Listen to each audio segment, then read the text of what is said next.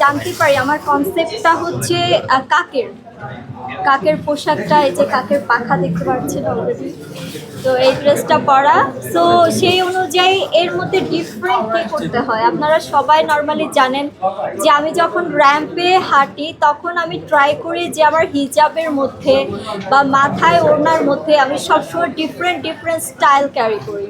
So সেখানে আজকে মনে হয়েছে যে কাক সাজলে তো তাহলে আমার মাথায় হিজাব বা কোনো কিছুতে আসলে ভালো লাগবে না দেখতে, যার কারণে আমি একটু ট্রাই করলাম একটু অ্যারাবিক স্টাইল বা ইরানি স্টাইল, মানে বাঙালি কাক বাঙালি কাক অ্যারাবিয়ান স্টাইল লুকে এসেছে। তো মুখটা একটু ঢাকলাম কারণ এটা মনে করেন যে এটা কাকের চোখ, এটা চোখ। ডিজাইনার কি আপনি নিজেই নাকি স্পেশাল ডিজাইনার ছিল? না না, এই ড্রেসটা তৈরি করেছে জান্নাতুল মিম।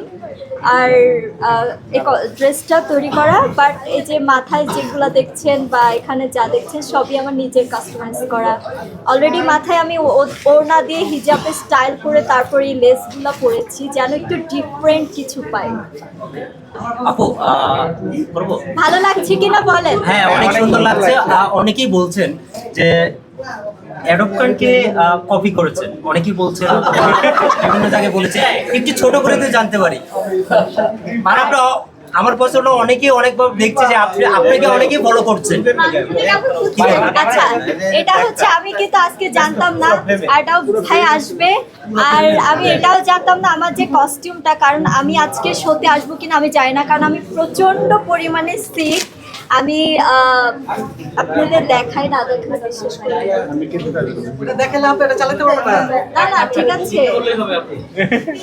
এই যে অলরেডি দেখতে পাচ্ছেন আমার হাতে ক্যানেলা লাগানো, আমি কিছুক্ষণ আগেও মানে বেড থেকে উঠে এসেছি। সো আমি নিজেও জানতাম না, একটু হেল্প করে, আমি নিজেও জানতাম না আসলে এরকম একটা ড্রেস পরে আমার র্যাম্পে আসতে হবে। জাস্ট 1 ঘন্টা আগে পড়লো। এবং অ্যাডাল্ট ভাই কখনো কি পরেছেন হিজাব একসাথে? যেহেতু উনি পুরুষ সেহেতু উনি মুখ ঢাকবে না কখনোই, হিজাব স্টাইল করবে না। সো এটা শুধুমাত্র মেয়েদের জন্য। সো আমি আসলে কাউকে কপি করি না। আচ্ছা, ওই যেটা নিয়ে কথা হচ্ছে আর কি এখন টাউন, সেটা হচ্ছে যে একজন কন্টেন্ট ক্রিয়েটর নাম হচ্ছে মারিয়া মিম, তিনি আপনার বিষয়ে অনেক কথা বলছেন, হয়তো আপনার কানে এসেছে। কি বলতে চান আসলে? আচ্ছা, এই বিষয়ে বললে তো এখন ব্যাপারটা আবার ভাইরাল হবে।